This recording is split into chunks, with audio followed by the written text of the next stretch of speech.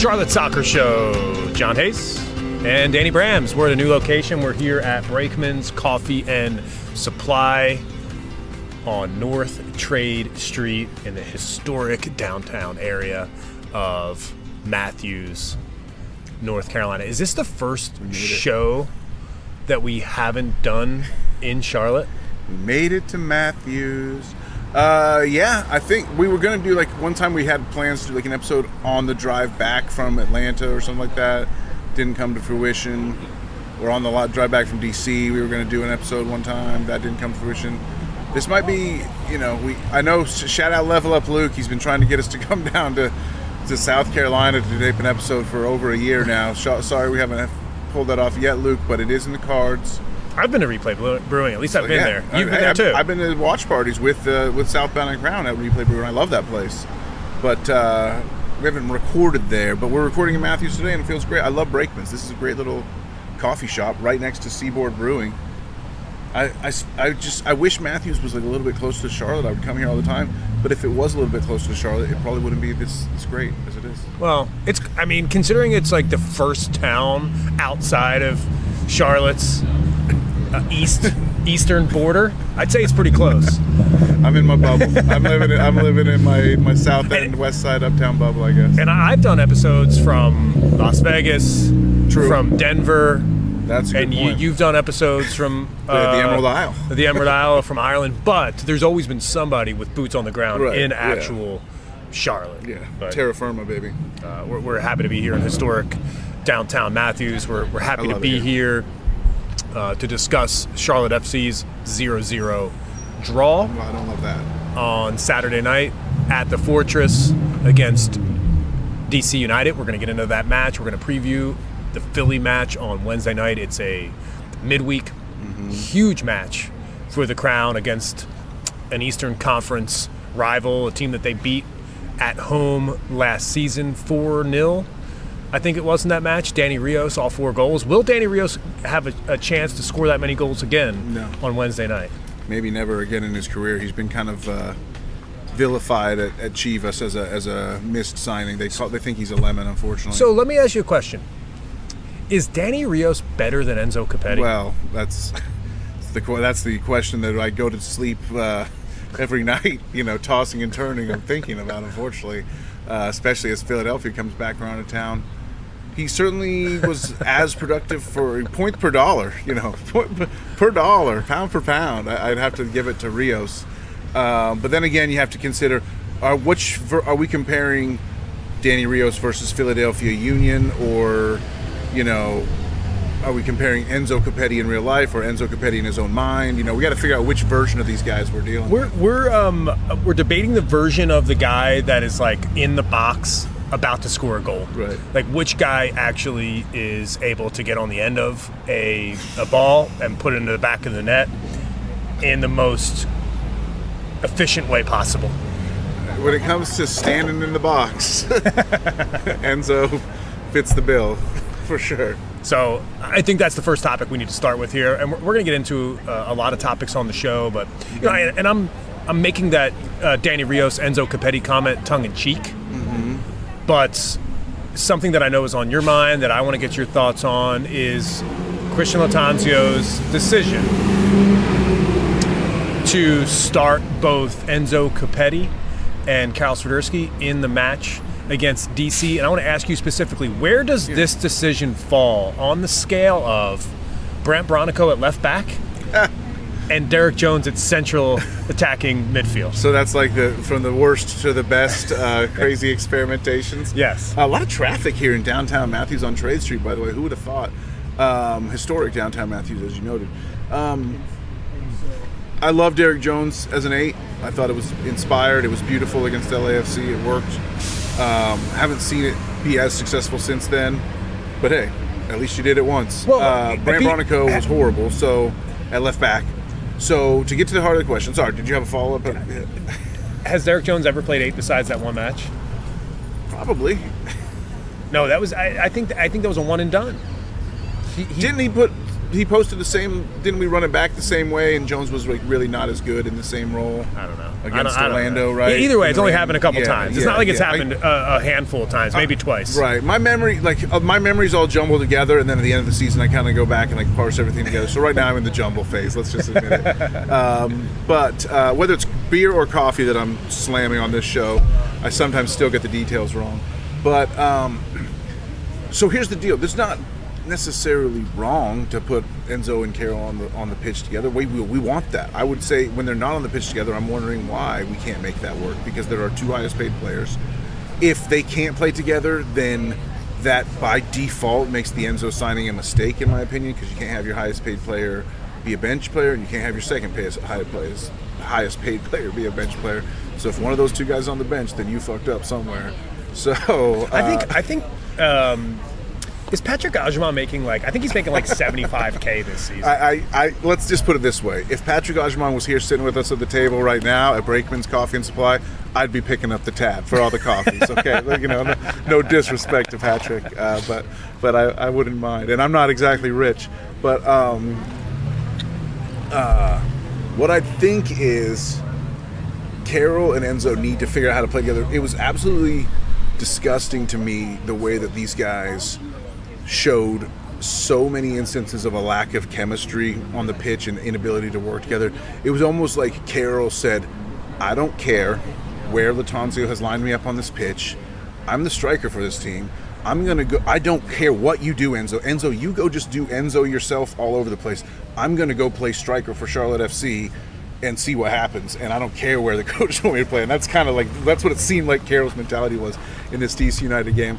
And then Enzo's doing his thing. So there led to multiple times and multiple instances where these guys are trying to receive passes in the same area. They're standing on top of each other in the box. And you called out the heat map situation. Yeah, the heat maps almost look like clones of each other, except for that slightly different red marks in different spots, but all the same areas are shaded in on the pitch. They're obviously trying to occupy the same space. I call it two guys trying to play the same position at the same time. It doesn't work, So that you could say that's a flaw of Carroll's mentality if he really did allow himself to fall into that, F the coach, F Enzo, I'm going to go be the striker because I like being striker. You can criticize Carroll, I think, for even if that wasn't in it. I don't want to put thoughts in his head, but that was the end result of how it looked. It played. That's what I observed on the pitch is what it looked like, no matter what he was thinking. So there's that.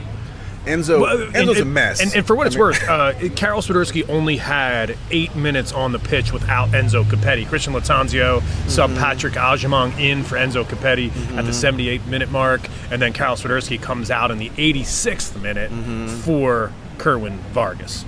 Yeah, and we love to see Kerwin come in. He's been kind of phased out lately with the reemergence of Bender. I don't know. I just want to see Carroll and Enzo work together, but you almost have to do a 4-4-2, or you have to. So what I think would work is, but I'll tell you why it won't work. How about that? I was like, oh, then. Yeah, exactly. You can think of a million gifts in reaction to that, but what would work in my mind is to quote unquote put Carroll on the wing, since Lattanzio's married to 4-3-3. He's not doing 4-2-2. Which wing? He's not doing 4-4-2. I would put him on the left wing because he's left-footed, but I mean, let me. But you jump in. I've been talking a lot. I don't want to. No. Yeah. All I'm going to say is I want to jump in about the wing conversation here specifically because I've been thinking about this as well. Okay. And I've thought about this through a player that I really admire, who has been playing very, very well this year in the Premier League. Love that. And it's Kulusevski for Spurs. Dejan. Who's a left-footed right winger. When he cuts into that left foot, he's unstoppable. Right. And you'd think Carroll could do that. You remember we did play Carroll at right wing for maybe 1-2 games, and he just didn't really seem to buy into it. But I think what you do is you nominally, as they would say, line him up as your right wing, let's say. Fine, right wing's fine with me. But really, he's playing as that shadow striker. And he's not necessarily expected to hold down a right wing in any type of possession or defense, but he can come from the right side, cutting into the box, like you said, like you see with Kulusevski and others.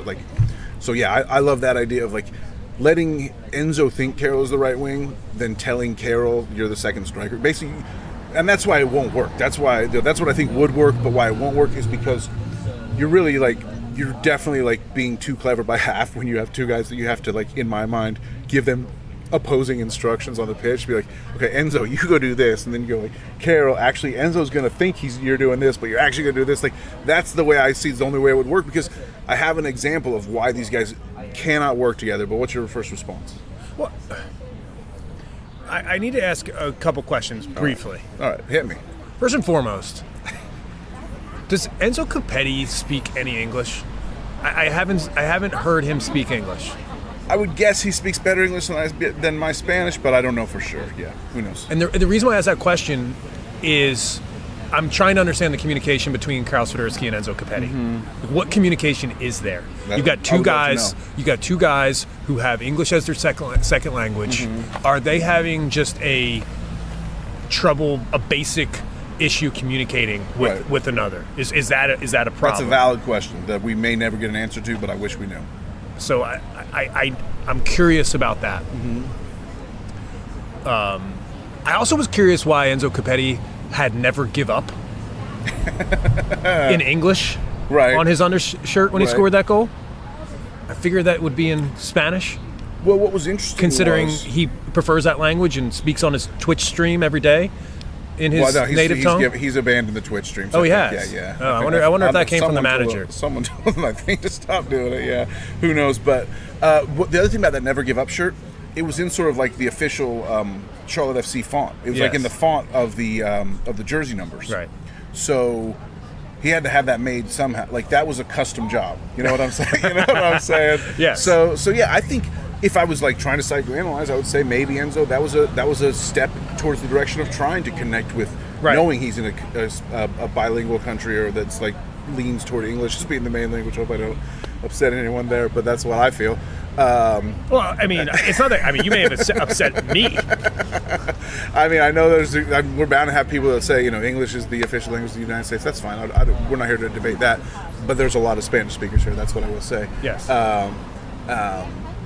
I do think that could have been a step towards the direction of Enzo saying, hey, I'm going to put this shirt in English because I'm in a majority English country, and I want to, I do want to connect with the fans if I'm trying to give him the benefit of the doubt. I'm having my tongue in my cheek when it comes to the undershirt. I'm just kidding around about that, but I'm being dead serious about the lack of communication between those two players. 100%, yeah. Well, it goes to show this moment. The moment that really sealed the deal for me, if you will. Okay. And it was the penalty shout. So, first off, I think we should have had a penalty. Yeah, the handball. I don't know why that. I never really got a good explanation as to why that wasn't a penalty. I have not rewatched on TV, so I would think that maybe they just said it was unnecessary because it came off. It was like the ball hit his foot, then his hand. So maybe they ruled like, he unavoidable. Maybe, like. His hand, it seemed unnatural position. His hand was like flying way high above his body, so it seemed like it was unnatural. It falls into that category of defender in the box makes a slide tackle. What is he doing? He has to brace his fall. Right, yeah. What are you doing with your arms in that situation? You throw your arm up and balance. Yeah, like a cat's tail. Yeah, exactly. So it falls into that category, but... Yeah, and that's the craziest moment of the game, obviously, and we can get into sort of the whole unacceptability of not scoring after we finish this whole diatribe, but just, so we should have had a penalty, let's say. It was at least worth a look. They called penalty and went to go look at it, right? So we think we're getting a penalty. Carroll thought it was a penalty. He instantly, I'm watching this from the supporters' end, and like, this is the benefit of being in the stadium, because I know none of this was shown on TV. I haven't watched back, like I said, but I can guarantee none of this was shown because I know how broadcasts work. They're going to be showing the ref and showing some replays. I'm locked in on Carol Swiderski, across the stadium from me, holding the ball under his arm, instantly grabbed it, started pacing around the box, circling the spot, just kind of lurking, almost like, like Jungle Cat, like getting ready to get his penalty, thinking he's about to take a penalty kick. And the whole time Enzo's like following him around, and almost, I described it elsewhere as like a little puppy dog, just like hoping to catch some crumbs, just hoping, if that big morsel of meat falls down from the table down to the floor, he's going to be able to jump. If Carroll drops the ball for just a second, he's going to grab it and he's going to get to take the penalty. And it led to, there's this picture, I think Tobbin90 posted this on Instagram. There's of them. Someone snapped a photo and posted it of those two looking at each other in the box and like smiling, and like they got these big cheesy grins, like looking at each other, and I'm like, those look like the fakest smiles I've ever seen. You can't say that picture means that they communicate well and that they were all cool with each other, because they were not cool with each other. Trust me, I know. I watched the entire sequence like play out, and like it was almost like they had to smile to keep from like socking each other and giving a knuckle sandwich. It was like almost like an ironic smile on both their parts. So I don't buy the smiles. This is where Danny, I need to be honest with you, right? This is where the Charlotte Soccer Show kind of differentiates itself from a lot of the other content out there, and we've got a big problem. We've got a big fucking problem. Yeah. And it's because those two can't play together. Yes. Basically. Yeah. Mm-hmm. And on Saturday night, to score no goals with both of those players on the pitch together for more than 75 minutes is downright unacceptable. And the reason why we didn't score any goals is because they were both on the pitch together at the same time. Yeah. I guarantee you, if one of them I don't care which one. If it was Carroll that started at striker without Enzo on the pitch, or Enzo at striker without Carroll on the pitch, I guarantee you we would have scored a goal. I think if we win that 3-0 easily, with both of them scored, whichever one came as a sub would have scored the third goal as a sub. They're both quality, talented players. They can't play together. That's my verdict at this point. That's right. Yeah. That's right. And the major issue that this club has right now is just the lack of play on the wing, where Breck Diagre is somebody that is being asked to play a winger position. I mean, he's more of an 8. And yes, and he's somebody that can play as a 10, that sits in that box, in that hole behind the striker. That what Copetti Swiderski is doing in that match, Breck Diagre should be doing. And one of Breck's, so like just, I don't usually get technical on this show. I'm more vibes, but just I'm thinking here, like I have some technical knowledge, and I'm thinking Brecht, what's one of his biggest skills is his dribbling ability, his ability to like move in traffic. So you're playing him on the wing, you're pinning him against the sideline, taking away directions he can go. You put him in the center of the pitch and he gets the ball, suddenly he's omnidirectional. He can go left, he can go right. He's not pinned up against the sideline, unable to move. And you'll see it because every time he gets the ball, he cuts inside to the center circle and like tries to find space. Right, and unfortunately it was Brant Bronico who's being played in the center of the pitch, who ultimately found himself inside the 18-yard box in threatening, dangerous positions to score, and that's not his skill set. Right. Again, asking a player who's a central defensive midfielder to contribute in the opposition's penalty area, typically, and to criticize him for not being able to come through. Yeah, sure, there was opportunities there for Brant to get the job done. I think he's been a scapegoat from a lot of people. He didn't play great. It's easy to see those chances missed and criticize Brant Bronico for that and say that he should be taken out of the lineup. And I think there could be an argument there, because if you looked at the options that Christian Lattanzio had on Saturday against DC United, I think that there was legitimately 18 players on the roster that could have been selected in the starting 11. Yeah. That goes back to the old People's Market pod we did at the start of the year, where we said there was 18 guys worth starting, I think, right? Or was it 20? Did I say 20, I think? Yeah. It was close. But there really was. Yeah. And the most interesting thing that I kind of checked myself on Saturday before the match, when the lineup was announced, I was talking to Bridget McCall, host of the Queen's Pitch, great podcast here in town, fantastic interview with Andrew Privet. Great job with that. Appreciate that, getting to know Privet a little bit on that podcast episode. Penn State. And I said, if Derek Jones starts, we're going to win. Yeah. And then the lineup comes out and Derek Jones isn't in there. And I thought to myself, man, after the match, did Christian Lattanzio get it wrong? And I think he did. And he's got to get it right on Wednesday. I do think he got it wrong. But it's like, it's so close to being right, and it's like, if the system works, the thing is, we dominated that game. That's where I'm coming down. Like, this is where I think you and I have a little bit of a divide in our reaction to what happened, because you used the word unacceptable at one point, and I understand, like, it may be unacceptable mathematically in terms of, like, it may be just those might be the 2 points that keep us out of the playoffs. Although there's the 2 points against Nashville, the 2 points against Orlando, you start wondering which of 2 points are the actual ones that did it. But at the same point, I get what you're saying. At the same time, it's so much more fun to watch this team play as a supporter and as a fan who goes to the games and devotes so much time to, like, watching this squad take the field. I'm having way more fun in the second half of the season watching my team play really well than I did in the first half of the season, where we would sometimes play good but sometimes look absolutely atrocious and like unwatchable. Right. The So team it's is like, they're able to keep up their good play for 90 minutes. Yeah, right. And it's clear from my point of view that Breck Diagre is one of the best players on the team. Right. I think he's maybe the best player on the team with the ball at You his think feet. being misused though? Yes, totally. And that's, by the way, kind of like a constant theme for new players that come into this squad who should be making impacts. Yeah, it's kind of a Latanzio thing of like, well, you've been this, but I'm going to make you that, and it's like sometimes that works, sometimes it doesn't. Right. It has worked out with Andrew Privet. It hasn't always worked with Copetti Swiderski. It has not always. It's not working in my mind or in your mind with Breck Diagre. Like, let me just push back. It didn't work with Bronico left back. Yeah, everybody knows that. Let me just push back a little bit on the idea of dominating the game. Okay. And I think there's one reason why, right? That Charlotte FC did not dominate that game. It's because of striker play. Christian Benteke was absolutely phenomenal. He was dangerous for all DC game. in this game. Yeah. And it showed what a good striker can do for a club. Expected goals in this game, Charlotte FC and DC United, both at .99, both right at 1 goals. Shots on target, DC 6, Charlotte 2. Yeah, what's the total shots? Total shots, 14-14. Yeah, and our second shot on goal, I believe, was in second half stoppage time. It was right at the end. So we had 1 shot on goal, really, the whole match in reality. But you're right. Ball possession is Charlotte FC's. We're dominating the ball, 62%, and it's not meaningless possession. And we're forcing teams. The only way teams can attack us is they have to send long balls, and then Byrne and Malanda have been really good at tracking back to shut those down. It's a little bit dangerous way to play. I never like when I see, you know, one of our defenders in a foot race towards a ball down into the open corner against an attacker. But so far, those have been working out for us pretty well. We've been able to get it back. I think Benteke was great. He thankfully didn't bicycle kick us this time. Did have a freaking super powerful header that Kalina fingertipped it.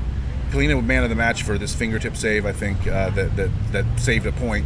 Kalina definitely saved us a point in this match. I know everyone wants to hate on Kalina about his distribution or whatever. I mean, if I'd rather have Kalina kicking long balls to Enzo that turn into throw-ins for us eventually than, you know, eventually some of Kalina's long balls do go out of bounds when he tries to hit the sideline, but if he just kicks it down to the center to Enzo, I really have no problem with that. Rather than him looking like Bambi, you know, on ice, you know, like trying to maybe slide it up to Westwood, who's got 2 guys collapsing on him and stuff like that, playing it out of the back.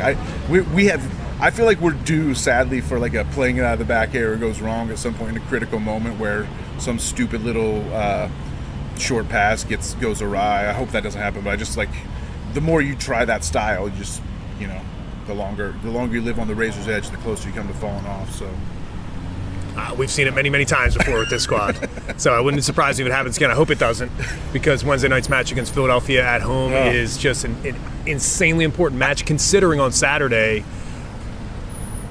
the Eastern Conference and MLS point leaders, Cincinnati, are waiting for Charlotte to come to their place on Saturday. So 1 point in this match, if there's a draw in this match or even a loss in this match, you're talking about possibly 1 point out of 9 over the span of this week. That's not going to do it. And you have to understand, and I want to just say that, right? Like 1 point out of 9 potentially if Charlotte FC loses at home against a good Philadelphia team, who by the way is 5th in MLS, and then on the road at Cincinnati, who is 1st in MLS. If you lose both of those matches and take 1 point out of 9 with a healthy roster like this, it spells the end of the season. I'm with you on all of that. If I could just provide some optimism nuggets please do. To throw into this stew of urgency here. I'll just say Jack Elliott, one of the best center backs in MLS, red card last match for Philly. He's going to be out.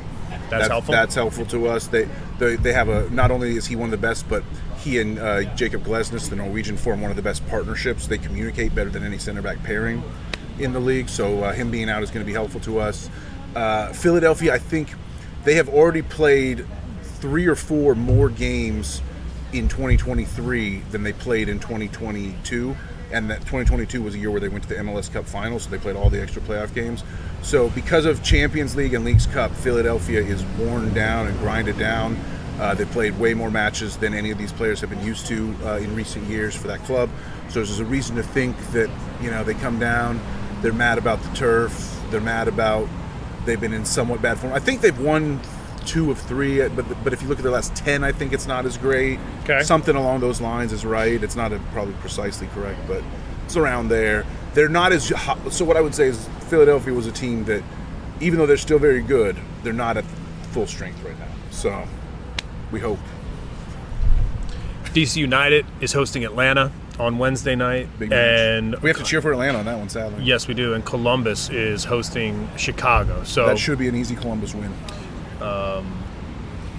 excuse me, actually, I got that wrong. I got that totally wrong. DC United is hosting Atlanta, and Columbus is hosting Chicago. I still like the same results. So it's a big opportunity for the Charlotte FC squad. I want to spin this forward to Wednesday night's match, and based on the conversation that we've had already, ask what kind of changes, if any, that you're hoping for.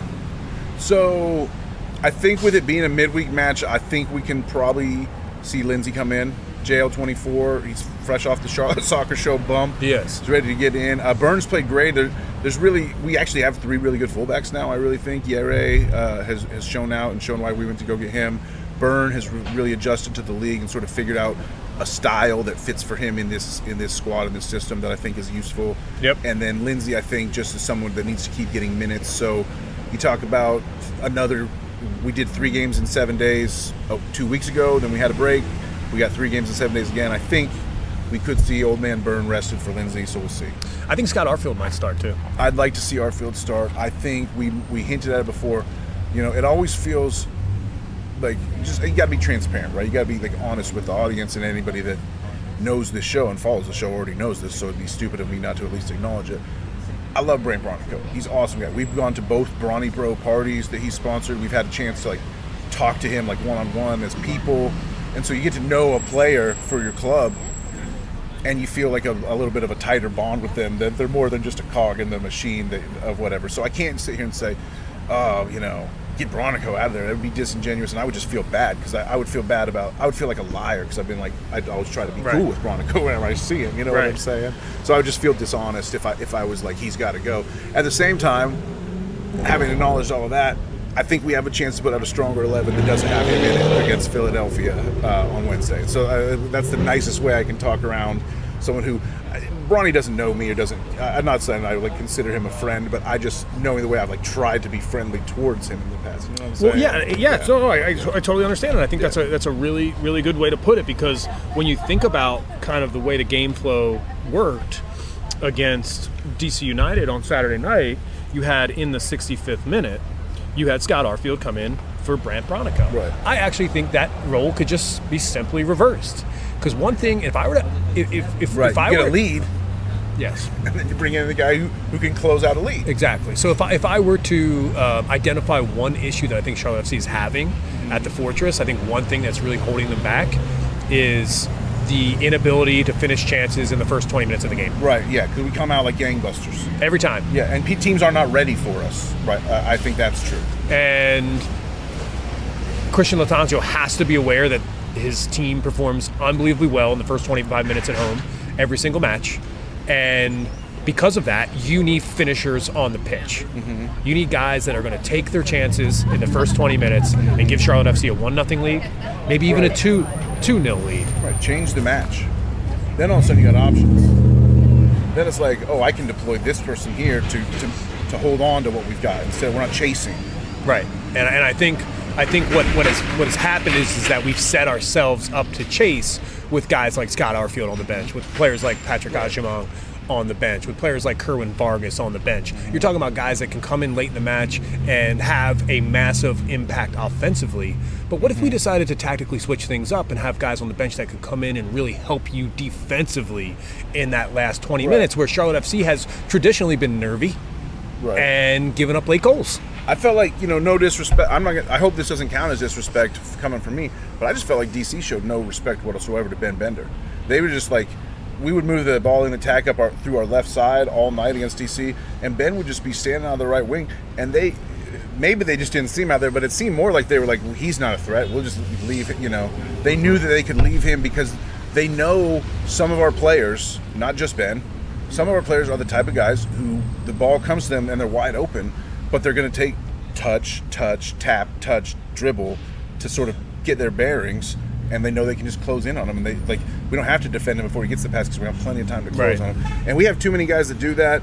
We need more one-touch action. Arfield's the perfect remedy for that. I'm with you. Start Scott Arfield now. Yeah, exactly right. Get him started. Get him in the game. Get Jalen Lindsey in the match as well.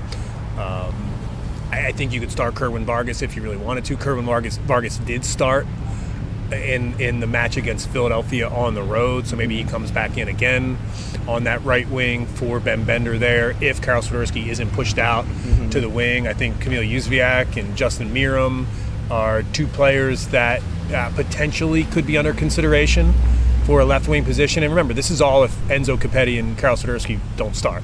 Yeah. Because if they do both start yet again, then there's really only one wing position up for grab because Brek Diagre is going to play the left wing. Yeah, so what I would do so I bring Jalen in for Byrne and then I keep the same back line.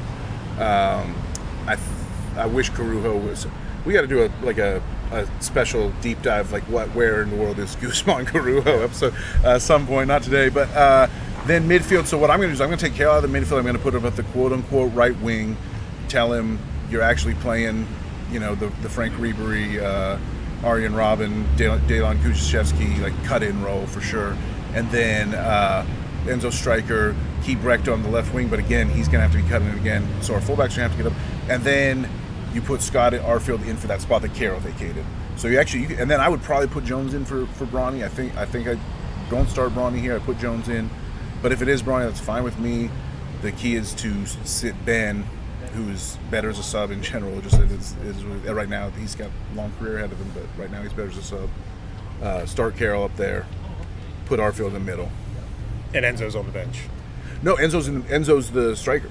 Oh, I see. If Enzo's on the bench, then you have Carroll as the 9, and maybe Vargas, like you said, comes in for sure. Yeah. So there's options. Or Jóźwiak. And the reason, and I think the theme of the show right now for me is, I brought up the 18 players available. I'm talking about changes. I'm talking about the manager and the options. Hey, what is that? There's 8 games left in the season. We're like, well, maybe this guy can play. Maybe this guy can play. That's the problem. That's the question of, do you have depth or do you just not have a real team? I think you've got a real team, and I think you've got a lot of egos, and you've got a lot of issues right now happening within the squad, and I think it's really difficult. There's been a lot of change. There's been newcomings, Ernan and Scott Arfield. Yeah. And Enzo Copetti. I consider Enzo Copetti mid-year addition too, because remember, he was out so long with that hamstring injury. So you've got guys that can play meaningful minutes and have an impact injected into the squad over the last month, and it's kind of changing the chemistry a little bit. I'm not saying it's in a bad way. It's just you can't be figuring things out right now. You can't be testing things. You need to be putting players on the pitch that know how to score goals. And Scott Arfield can do that, so he's in there. I think Jalen Lindsey is more of a threat to goal than Nathan Byrne by quite a bit. Yeah, I mean Byrne was known for being an attacking fullback in the championship, but now I know him as more sort of a defensive stopper and just sort of a track back, like put out the fireman type of guy. Right. And then of course you're gonna have the gemstone Ashley Westwood in the middle. Yeah. Speaking of Ashley Westwood and Karol Swiderski, I saw them enjoying the Panthers game on Monday Night Football. Love that. Saw them both hanging out, watching. What was interesting is I think not counting field goals. Bryce Young, I think he scored a touchdown with like a couple minutes left. Garbage time touchdown. I mean, you're talking about 90 minutes of action on Saturday, almost 4 quarters of action on Monday night in that stadium without a goal or a touchdown. Yeah. I mean, this community is being starved right now. And that's how I feel. I'm fucking hungry. We need goals, I'm so sick of this no-goal bullshit.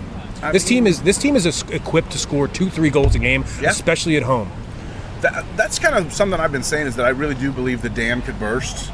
I think we're working to create the chances. I think there was a post-game press conference moment after DC where Latanzio was asked, are you telling these guys they need to shoot more? And he's like, well, I don't like to tell my players what to do around the box. They know what they need to do in the final third. And my job is to get them there in good positions and stuff like that. And then their talent can take over. And I agree with that philosophically. At the same time, I hope they're hammering home, he's got to be more aggressive. Just like create shots, get the XG up, get shots on frame. We had a couple good chances. I really liked what I saw from Patrick. What Patrick manhandles attackers out there. I hope referees are understanding that, like, he's so good at, like, getting around guys physically without fouling them, but it looks like a foul just because, like, he's bigger. It's unfortunate. Well, the thing that I'm confused about, there was one really bad instance of that as well. and the thing that I need to just kind of come to grips with is when Patrick Agyemang subs on the pitch and he plays for 15 minutes, it takes me 5 minutes to just kind of notice how much better he is than Enzo Copetti. Yeah. Like, it takes, like, no time whatsoever. So I think that I think that the club has found itself in this really precarious situation, and that is, you're talking about your highest paid player and a player that came out of nowhere. And I looked it up. I said $75K earlier. He makes like $67,000. Patrick Agyemang does. He makes $1,200 a week. And I mean, it's nice. Could be better. I don't. You know what it takes? You know what it takes to start him over Enzo Copetti? It takes, like, the biggest I don't give a fuck attitude that you could ever have as a manager. It's so easy just to put Carroll and Copetti out there and say, these are our guys, and Agyemang sits on the bench, and he's a young guy, and we're bringing him along, and he's going to get a contract, and hopefully we'll extend him and get him here, and he Carl Swiderski's on his way out. Here, how about this? The future's now. Right. There's no better time than the now. Right. St. Louis is going to the playoffs. Why aren't we? You know? I mean, you're talking about a guy named Patrick Agyemang who impacts the game tremendously every time he's on the pitch. Right. And sometimes he's not even in the fucking squad. I know. It's crazy. And St. Louis is retooled on the fly with guys they brought in as well. They lost Joao Klaus, one of their big striker. Yeah. They got this guy, Azeel Jackson, who wasn't a starter for them at the beginning of the year, absolutely crushing. They got a guy, Sam Adeniran. So, not that, I mean, I hate St. Louis, SC, FC, LT, County, City, Dog Food Factory, United. But, I mean, you give props to them for doing well. They actually are kind of a fun team to watch if you're neutral. It's sad, but. It doesn't make me sad. I mean, it's just like I look at it and I say, hey, like, why can't Charlotte FC should be able to accomplish the same thing? Right. And by the way, this team is really close. Yeah. And I think anyone who's listening to this episode and is this far in, I appreciate you. And we're gonna get out of here in just a few minutes. Going to make an official prediction for the match. And can you just quickly I'm worried. Can we do a formal? Don't take it personal. Enzo Army out there. We don't need Enzo's Army in the fan base coming after. Yeah. I mean, realistically, we want Enzo to be great. No, and we want this club to be great. Okay, I'll talk to Enzo's Army specifically right now, and I'll just kind of lay out exactly what the situation is Enzo Copetti. Like, I could care less. I could not care less what he does for the rest of the season. I really don't. Because what Enzo Copetti is, for me in this moment, is just the security blanket if and when Carl Swiderski decides to leave. Because when Carl decides to leave, there's Enzo Copetti. And then this drama, this failure to communicate, this inability to play together is now gone. Enzo's here. You paid the big transfer fee for him. You pay him a big wage. And now you can inject him into as your starting striker. And Patrick Agyemang is right there to push him and potentially take over in the future if that's what happens. So there's no commentary, there's no communication, there's no thought of shipping Enzo out of town. Carroll's leaving. Right. It's well understood. Carroll's leaving. Yeah. So so hear me out now. If you know Carroll's leaving, and you know that this next run of games might be the last run of games you ever get Carl Swiderski for the run-in, right, or run-out of an MLS season. Fast forward to this time next year. It's September 19th. It's September 19th, 2024. We're sitting here at Brakeman's Coffee and Supply. What odds would you give for Carl Swiderski to be on this squad? 0. This time next year? Yes. He won't survive 2 windows. He won't even survive 1, but he'll definitely won't survive 2. So you have an asset, and you have a finite amount of time to get the best out of him. Right. that time is now. Yeah. And the Enzo Army, everyone who's a fan of Copetti as a lone striker, as a player that can score goals, hey, I don't disagree with any of that. What I'm saying is his time will come. Right. But his time is not now. Cal Swiderski's time is right now. We thought he was the prince that was promised. He turned out to be more of the Night's King, and his invasion has been delayed. He will storm the battlefield eventually. Well, I mean, the thing is here if we want to go with the royal theme, we can, and I think this kind of explains the situation beautifully. Is we didn't call him the king, called him the prince. Yeah. We already had a king, and it was King Carol. Yeah. So Enzo, I'm sorry, Right. you've got to wait in line. Now he's the petulant prince for sure. The prince of petulance.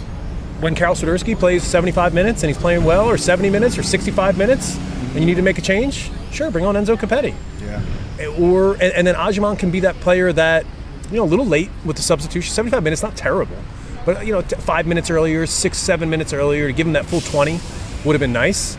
Then Patrick Ajman can get that. I know it's hard to think, you're going to play 3 strikers in a match. Well, yeah, you can do it if you manage your time well. You absolutely can do it. I mean, if you're playing a shit opponent like DC United and you got 2 goals on them in the first half and now you're just playing around. But we didn't do that. We didn't take care of business. Yeah, so I'm excited. I'm hopeful. I feel like this team can win on Wednesday against Philadelphia. If this team shows up with one goal in mind, and that is to put the ball in the back of the net. Right. And I know that sounds really simple for the game of soccer, where it's like, no shit, you want to score goals, but no, forget the system, forget the passage of play. Right. It's like just like play like you played as a kid. Just play for the joy of the game and just find joy out there and you'll win. That's what I think. Yes. Like right now, everyone's playing for their priorities. Enzo's priority, if I can psychoanalyze from afar, again, I hate putting thoughts in people's head, but this is the way I see things. Enzo is playing for the glory of Enzo. That's his motivation. And it's glory for glory's sake. He just wants the name Enzo Copetti to be great, and that's his major motivation. Carroll is playing with I've got to do this now because my time is running out and this is my window, and this is how I get to the next level to set myself up for the rest of my life. And I only have a short time to do it. So that's 2 sort of different drives. And the fact of the matter is, I'm not going to rehash everything we just spent the whole episode talking about, but neither of those is good or healthy. The drive needs to be get this club to the playoffs. Both guys need to swallow their pride. And again, I talk about how the Enzo Army is coming after us. The Carroll Army doesn't really exist. But it's really not about one or the other. It's about, I'm calling out both guys. Carroll's my favorite player on this team. Enzo is not. I'm calling them both out equally and saying, swallow your fucking pride and work together for the glory of the crown, and let's get to the goddamn playoffs. If we miss this playoffs in our second year, fuck that. Yeah, and that's they're going to have to lower season ticket prices, not keep them flat. It's the Charlotte Soccer Show. John Hayes, Danny Brams. Thanks for listening to the show. You can follow us online on X at For the Crown Baby. You can follow me at John Hayes on air. Follow Danny at Danny Brams. A lot to discuss, and we've got a special episode coming out this week as well. It's a big episode, and the reason why is because we've created a new phrase. We say Charlotte is Soccer City, and we're going to officially start making a list. The Soccer City Legends. And we've got our first Soccer City legend on the show. The inaugural Hall of Fame inductee. It's Jorge Herrera. It's somebody who we're going to celebrate him and his career. We're going to talk to him on the show. So if you've enjoyed this episode, make sure you check out that episode in this feed as well. Hip, hip, Jorge. He's somebody that a lot of OGs here in Charlotte who love the game of soccer will know really well. He's over working with the Academy for Charlotte FC, and you're really going to like that conversation. So make sure you stick around for that. And before we go, what's your official prediction for Wednesday night against Philly? 4-0 Charlotte. 4-0 would be Sorry. If they put the NFL lines on, 4-0 Charlotte. If not, then I'm going to say 2-0 Charlotte. We better get those NFL lines out there. Just leave them on. I mean, Monday to Wednesday. Well, yeah. Save some cash. Don't play the it really overtime. did get in Philly's head last year. So yeah, it did. Yeah. So Philly's going to be coming down here. Philadelphia easily handled Charlotte FC at their stadium. You were in the building. I was in the building, and I think Charlotte has a chance to potentially do that at home against Philly. I am going to say that we are looking at. I think that Charlotte FC is going to push for goals here. I think they understand what we've discussed. I think there's no doubt about the fact that in the facility they're having the conversation about, hey, we got to score goals. We can't come out of the game at home with 0 goals. Sure, let's give credit to the keepers and the defense for keeping a clean sheet. Do that again. But you got to go out there and score goals. Because of that, what I do think it does is opens you up and exposes you at the back just a little bit when you're so prioritized getting forward. So I think Charlotte FC does score a goal. I think Philadelphia does too, as well. So I'm going to predict a 1-1. I'm going to predict another draw on Wednesday night.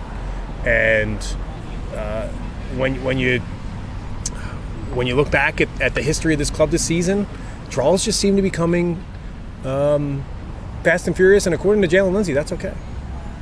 Get you one step closer to your goal. It does. So, maybe we'll get 2 points out of it. I feel like 9. If we draw if we had a guaranteed draw the rest of the way, including the 2 Miami games, I think that actually might get us in, but I'm worried that, we're going to lose a game along the way. So okay. I don't want to rely on. Well, hearing you say that, I'd be fine with the draw. I just think another scoreless draw would be really, really disappointing. Yeah, we need wins, we need goals. And the last point I'll make is, and I've tweeted this out, how crazy is it that on Saturday night the 3 matches that were critical for an MLS Eastern Conference playoff spot all ended 0-0.